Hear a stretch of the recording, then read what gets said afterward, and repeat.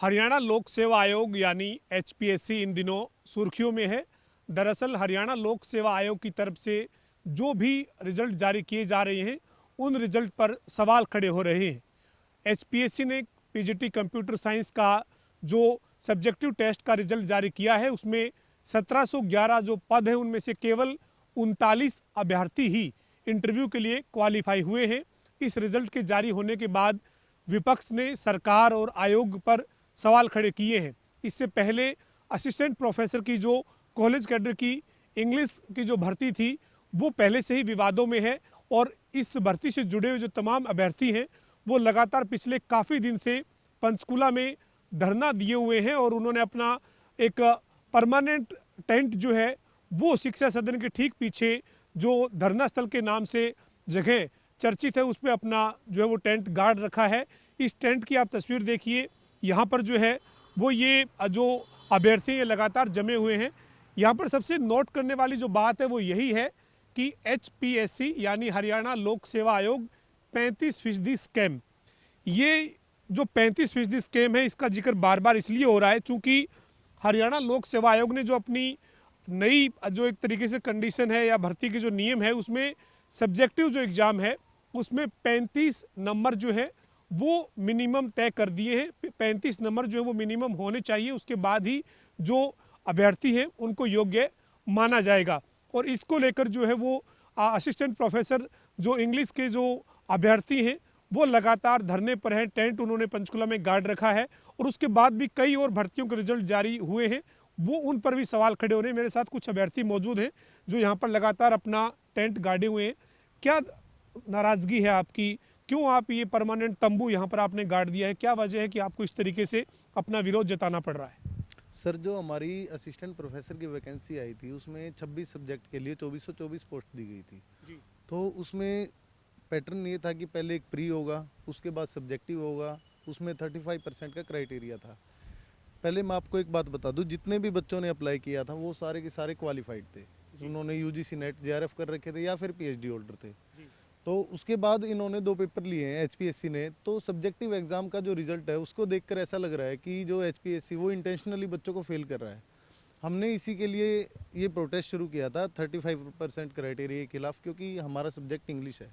हमारे में 613 सीट थी जिसके लिए 2250 बच्चों ने एग्ज़ाम दिया था सब्जेक्टिव, जिसमें से सिर्फ 151 को क्वालिफाई करवाया गया और उसमें से भी 6 बच्चों को डॉक्यूमेंट वेरिफिकेशन में निकाल दिया गया। तो अगर देखा जाए तो 613 में से 468 सीटें खाली छोड़ दी गई है।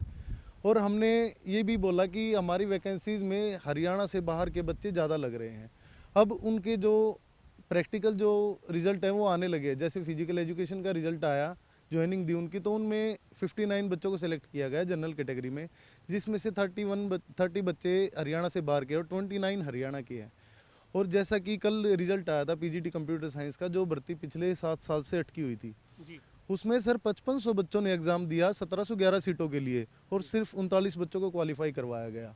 तो हम शुरू से ये बोल रहे हैं कि जो 35% का जो क्राइटेरिया है वो एचपीएससी शील्ड की तरह यूज़ कर रहा है बच्चों को रिजेक्ट करने के लिए, ना कि सिलेक्ट करने के लिए।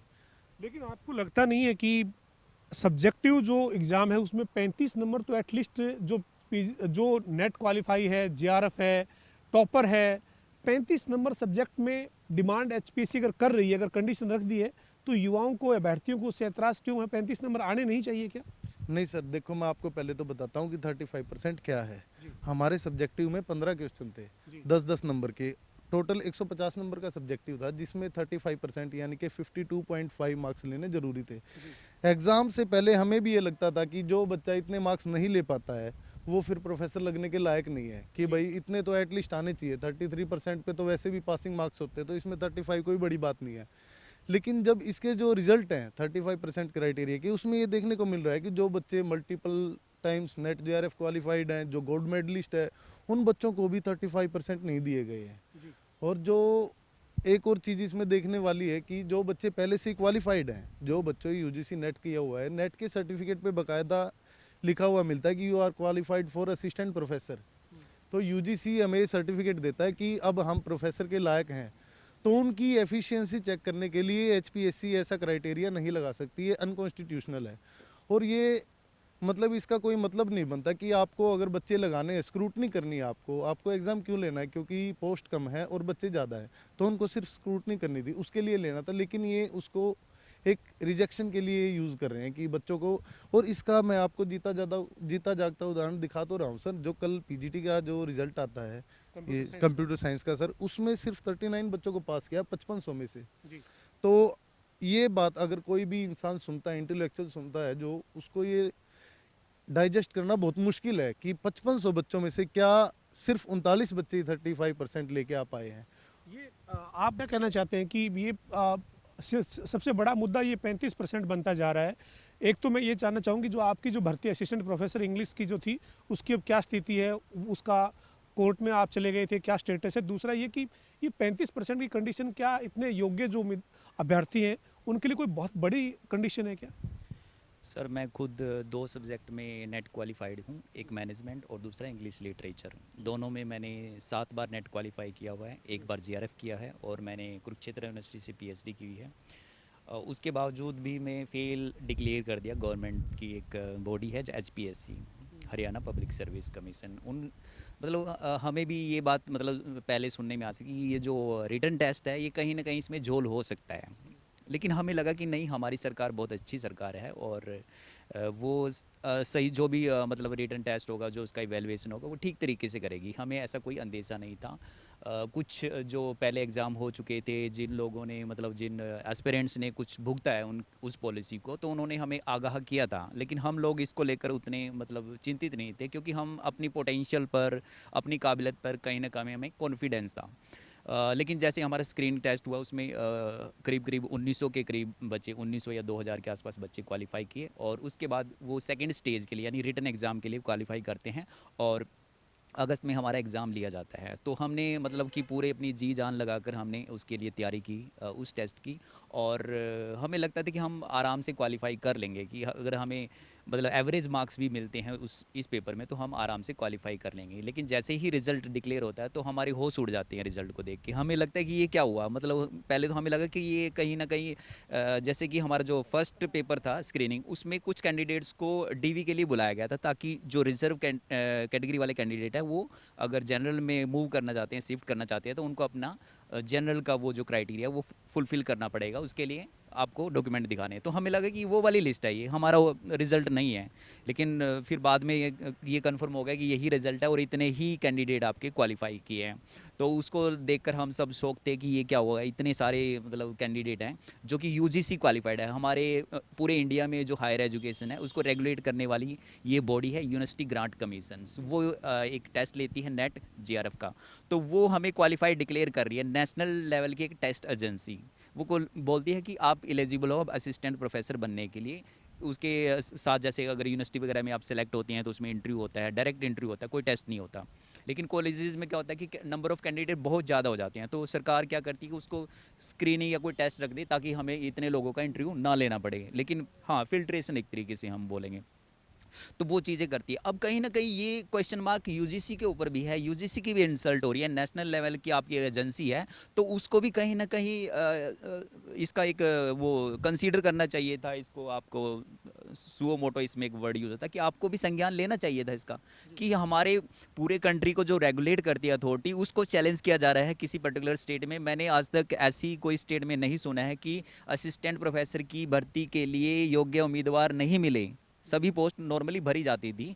कुछ जैसे जो आपके ईडब्ल्यूएस वगैरह या फिर आपके जो स्पेसिफिकेशन, लेकिन ये जो अभी आपकी भर्ती है उसको जब आपने आपने कहा कि हमारे साथ गलत हुआ है, उसके बाद आप कोर्ट चले गए, क्या स्टेटस है इस वक्त? कोर्ट ने सर अभी 3-4 सुनवाई हो चुकी है हमारी। उस कोर्ट ने अभी फाइनल रिजल्ट पर स्टे लगा दिया, लेकिन अभी जो एचपीएससी की तरफ से वो सेटिस्फैक्ट्री रिजल्ट मतलब सॉरी आंसर है जो उनके वकील की तरफ से अभी नहीं दिया गया। वो उन्होंने टाइम मांगा है कोर्ट से कि अभी हमें कुछ टाइम चाहिए आपको रिप्लाई करने का। लेकिन आप लोग ये मानते हैं कि जो ये 35% की जो कंडीशन सब्जेक्टिव वाली है, इसमें टेक्निकली कोई गड़बड़ है? मतलब ये आरोप है आपका, क्योंकि 35% अगर आप अगर जीआरएफ है, नेट है, आप मानते हैं कि नेशनल एजेंसी ने जब आपको प्रोफेसर असिस्टेंट के लिए क्वालिफाई मान लिया है तो कोई दूसरा जो है वो एग्ज़ाम नहीं होना चाहिए। लेकिन क्या ये सब्जेक्टिव जो 35% वाली जो बात है, इसमें कोई टेक्निकली आपको गड़बड़ लगती है? टेक्निकली यही लगता है कि सर ये पेपर मतलब पता नहीं किस प्रोफेसर ने चेक किए, कहाँ से वो प्रोफेसर आया, कौन से, मैं बोलूँगा कौन से ग्रह से आया है कि वो जो मतलब हमें मतलब डिसक्वालीफाई डिक्लेयर कर रहा है, हमें फेल डिक्लेयर कर रहा है। तो हमें वो चीज़ समझ में नहीं आई। हालांकि ये कॉन्फिडेंशियल या सिक्रेसी के नाम पे बोल देते हैं कि हम प्रोफेसर का नाम नहीं बता सकते कि हमने किस प्रोफेसर से चेक कराए हैं, कहाँ से वो आया है। तो कहीं ना कहीं सरकार की इसमें कमियां हैं जो वो नहीं दिखाना चाहती। ये जो ये रिजल्ट आ रहे हैं लगातार एक के बाद एक रिजल्ट आ रहे हैं, अभी जो कंप्यूटर साइंस का आ गया है, असिस्टेंट जो प्रोफेसर हिंदी के हैं कॉलेज कैडर के वो आ गया है, इससे पहले आपका जो है वो रिजल्ट आया था। तो ये इन तमाम रिजल्ट के बाद अब आपकी सरकार से क्या डिमांड है, क्योंकि विपक्ष लगातार सरकार पर और आयोग पर सवाल खड़े जरूर कर रहा है, लेकिन सरकार से आप क्या मांग करते हैं? सर सरकार से हमारी दो मेन मांगे हैं, बस ज़्यादा नहीं है। कि एक मांग तो ये है कि आप 35% को हटाओ और जितनी भी सीट हैं उसके डबल कैंडिडेट्स को बुलाओ और सीट पूरी भरो। दूसरी मांग ये है कि हरियाणा में हरियाणवियों के लिए सीट आरक्षित होनी चाहिए। आपको एक कैप लगानी पड़ेगी कि 10% या 15% आप बाहर वालों को दे दो, लेकिन हरियाणा वालों के लिए वैकेंसीज आरक्षित रखो।